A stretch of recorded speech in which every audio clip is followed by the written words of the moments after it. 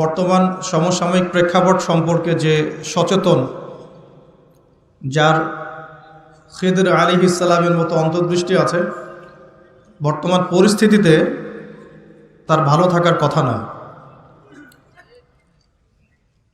সারা বিশ্বের দিকে তাকিয়ে দেখুন, এক সময় যে বিশ্বটাকে আমরা শাসন করেছিলাম, আমরা বলতে মুসলিমরা, একদিন দুই দিন নয়, প্রায় 1200 বছর। কত বছর? তো সেই বিশ্বে আজকে আমরা সর্বত্র নির্যাতিত, নিপীড়িত। সারা বিশ্বে রক্ত ঝরছে মূলত মুসলিমদের। আরেক শ্রেণীর মানুষের রক্ত ঝরছে। এই রক্ত ঝরার কারণটা সূরা মাঈদার মধ্যে বলা আছে। কোন সূরায়? আল্লাহ পাক সূরা মাঈদার মধ্যে বলেছেন, নাসারা, যারা খ্রিস্টান নাসারা, তাদের মধ্যে কিছু পাপ আছে। এক নম্বর হচ্ছে ঈসা আলাইহিস সালামকে আল্লাহর সন্তান বলা, সুদকে হালাল করে নেওয়া, সমকামিতা, ব্যভিচার, মানুষের অর্থ সম্পদ অন্যায়ভাবে লুট করে খাওয়া এবং পরকালের কনসেপ্টে অবিশ্বাস করা। এরকম কিছু বড় বড় পাপের কারণে আল্লাহ পাক সূরা মাঈদার মধ্যে বলেছেন যে নাসারাদের দুটো গ্রুপের মধ্যে আল্লাহ পাক কিয়ামত পর্যন্ত যুদ্ধ বাঁধিয়ে রাখবেন। অনেক সময় আমরা হিস্ট্রি পড়তে গিয়ে এই প্রশ্নগুলোর উত্তর খুঁজে পেতাম না, যে প্রথম বিশ্বযুদ্ধের পিছনে কারণ কি, দ্বিতীয় বিশ্বযুদ্ধের পিছনে আসলে কারণ কি ছিল, সমকালীন বিশ্বের ফিতনাগুলোর মধ্যে কি কারণ। সূরা মাঈদা স্পষ্ট কথা বলেছে। আল্লাহ পাক বলেছেন এই পাপগুলোর কারণে আল্লাহ পাক কিয়ামত পর্যন্ত তাদের মধ্যে এরকম দ্বন্দ্ব, সংঘাত, যুদ্ধ বিগ্রহ লাগিয়ে রাখবেন। শুধু তাই নয়, আল্লাহ পাক আরও বলেছেন, যখনই তারা এইসব যুদ্ধের আগুন নিভিয়ে দেওয়ার জন্য চেষ্টা করবে, আল্লাহ পাক সেই যুদ্ধের আগুন আবার জ্বালিয়ে দেবেন। এই আয়াত যে সূরা মাঈদাতে আছে, দীর্ঘদিন পর্যন্ত আমি নিজেই জানতাম না, বা এই আয়াতটাকে যে বর্তমান বৈশ্বিক প্রেক্ষাপটে ইমপ্লিমেন্ট করা যায়, এই জ্ঞানটুকু ছিল না। এখন বুঝতে পারছি যে কিয়ামত পর্যন্ত বিশ্বের মধ্যে এরকম যুদ্ধ বিগ্রহ চলবে, খ্রিস্টানদের মধ্যে যুদ্ধ বিগ্রহ চলবে। এক দল জয়ী হবে, আর এক দল পরাজিত হবে। যখনই তারা যুদ্ধের আগুন নেভানোর চেষ্টা করবে, আল্লাহ পাক আবার উস্কে দিবেন, আগুনটাকে আবার উস্কে দিবেন। এটা ওদের শাস্তি। এটা ওদের কি? কোন কোন পাপের কারণে বললাম? এক নাম্বার শিরকের কারণে। কিসের কারণে? সবচেয়ে বড় শিরক হচ্ছে তারা নবী ঈসা আলাইহিস সালামকে আল্লাহ পাকের রসুল না বলে আল্লাহ রাব্বুল আলামিনের সন্তান বলেছে। নাউযুবিল্লাহ। তারা মারিয়াম আলাইহিস সালামের ব্যাপারে বাড়াবাড়ি করেছে। তারা ওজায়ের আলাইহিস সালামকে আল্লাহর পুত্র বলেছে। তাদের মধ্যে কেউ কেউ, ওজায়ের আলাইহিস সালাম একজন নবীর নাম, তাকেও তারা আল্লাহর পুত্র বলেছে, এবং তারা পরে ইহুদি হয়ে গেছে। সমকামিতা, সুদ, ব্যভিচার, জেনা, অন্যদের উপর জুলুম, দুর্বলদের উপর জুলুম করা, মানুষের অর্থ সম্পদ অন্যায়ভাবে কেড়ে খাওয়া, এই পাপগুলোর কারণে আল্লাহ রাব্বুল আলামিন কিয়ামত পর্যন্ত তাদের মধ্যে এই যুদ্ধের দাবানলটা জ্বালিয়ে রাখবেন। তো বিশ্বের প্রেক্ষাপটে এই একটা অংশের মানুষ তারা আপোষে ক্রন্দলে লিপ্ত আছে, আমরা দেখতেই পাচ্ছি। আর আমরা হলফ করে বলতে পারি যে বিশ্বে বড় বড় যে তিনটা ইস্যু এখন চলছে, তার মধ্যে একটা হচ্ছে ইউক্রেন রাশিয়ার যুদ্ধ। এটা এখন আর ইউক্রেন রাশিয়ার যুদ্ধ নয়, এটা হয়ে গেছে এখন পশ্চিমাদের সাথে রাশিয়ার যুদ্ধ। অন্যভাবে বলা যায় যে ইউনাইটেড নেশনসের যে মিলিটারি উইংস আছে, ন্যাটো, এই ন্যাটোর সাথে যুদ্ধ চলছে এখানে রাশিয়ার। আর এই যুদ্ধটা আস্তে আস্তে পারমাণবিক যুদ্ধের দিকে মোড় নিচ্ছে। যারা মিলিটারি অ্যাফেয়ার্স সম্পর্কে পড়াশোনা করেন বা চোখ কান খোলা রাখেন, তারাই এগুলো প্রেডিকশন করছেন যে আল্লাহ না করুক সারা বিশ্বের মধ্যে একটা পারমাণবিক যুদ্ধ হতে পারে। আমরা দোয়া করি এমনটা যেন না হয়। কিন্তু পরিস্থিতি যা দেখা যাচ্ছে, এতে মনে হচ্ছে এত সহজে, এত অল্প সময়ে বিশ্বের এই ফাসাদ বন্ধ হবে না। এটাকে দিন দিন উস্কে দেওয়ার চেষ্টা করা হচ্ছে এবং এই যুদ্ধটাকে দীর্ঘায়িত করার চেষ্টা করা হচ্ছে। কারা করছে? ওই পশ্চিমারাই করছে।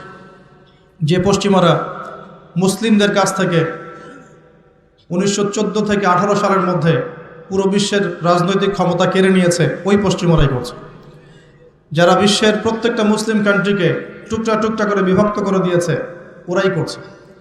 যারা বিশ্বের মুসলিম কান্ট্রিগুলোকে বিভিন্ন তন্ত্র মন্ত্রের বেড়া জালে ফেলেছে, পলিটিক্যাল সেক্টরগুলোকে করাপ্টেড করে ফেলেছে, ইকোনমিক সেকশনগুলোতে সুদ ছড়িয়ে দিয়েছে, যারা এখন সংস্কৃতির মধ্যে আমাদেরকে পশ্চিমা কালচার শেখাচ্ছে এবং অভ্যস্ত করছে, এমনভাবে অভ্যস্ত করেছে যে আমাদের বাথরুমের কমোডগুলো পর্যন্ত সব ইংলিশ।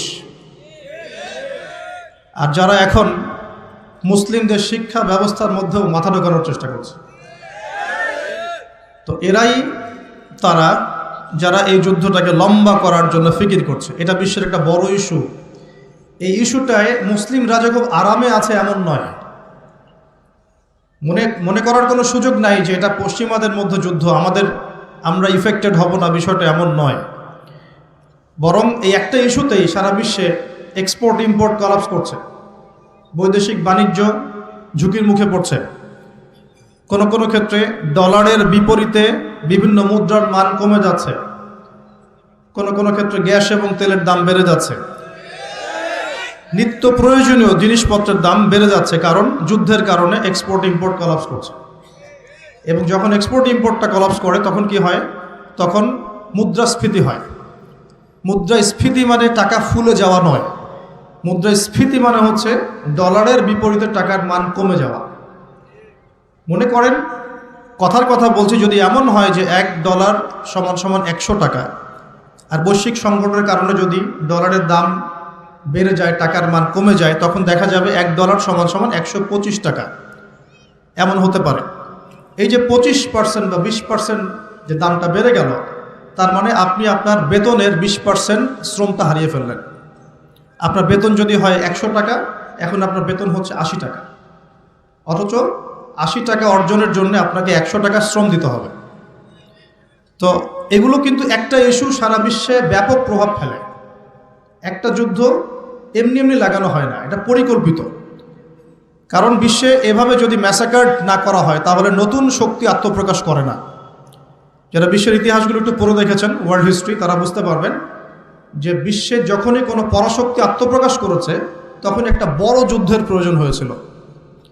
যেমন প্রথম বিশ্বযুদ্ধ, ওই সময় সারা বিশ্বে দাপটের সাথে কয়েকটা কান্ট্রি রুল করতো। তার নাম জার্মানি, একটা হচ্ছে ব্রিটেন, এবং রাশিয়া চেষ্টা করেছে।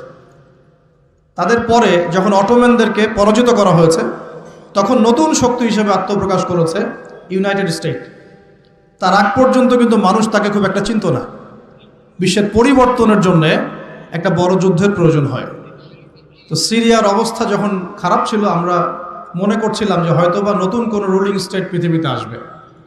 তো তখন হয়নি, আলহামদুলিল্লাহ। এখন এই ইস্যুটাকে কেন্দ্র করে মনে হচ্ছে বিশ্বে আরও একটা নতুন চালিকা শক্তি স্টেট আসতে পারে। সেটা কে?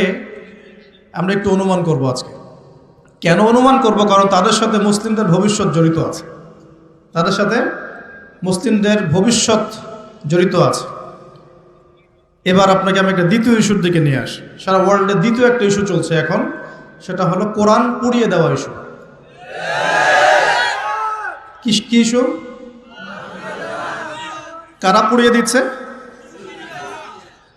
আমরা মুসলিমরা কি কখনো অন্য কারো ধর্মগ্রন্থ পুড়িয়ে দিয়েছি?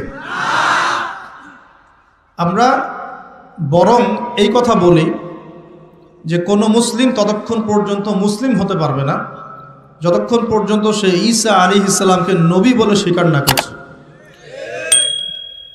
আমাদের চাইতে নবী ঈসা আলাইহিস সালামকে কেউ বেশি সম্মান করে?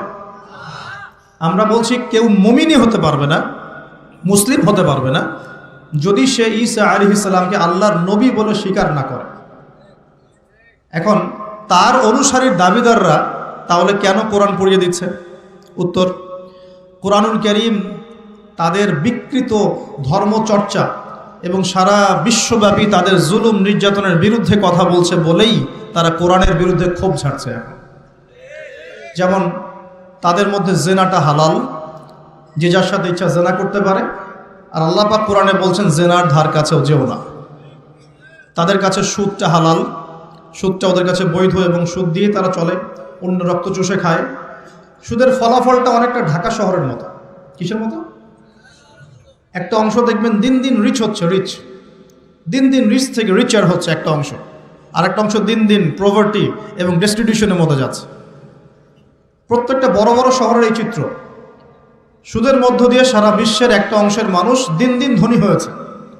সবার ক্ষতি হয়নি, কিন্তু ধনীরা আরও ধনী হয়েছে, আর গরিবরা দিন দিন তাদের অর্থ সম্পদের মান হারিয়েছে, তাদের অধিকার হারিয়েছে, তাদের জীবনযাত্রার মান কমে গেছে, প্রভার্টি এবং ডেস্টিটিউশনের মধ্যে চলে গেছে দরিদ্ররা। তারা এক কথায় বলতে পারি দাসত্বের শৃঙ্খলা আবদ্ধ হয়েছে, অর্থনৈতিক দাসত্বের শৃঙ্খলা আবদ্ধ হয়েছে। এটা ব্যক্তি থেকে শুরু করে সমাজ, কোনো কোনো ক্ষেত্রে রাষ্ট্র পর্যন্ত দাস হয়ে গেছে।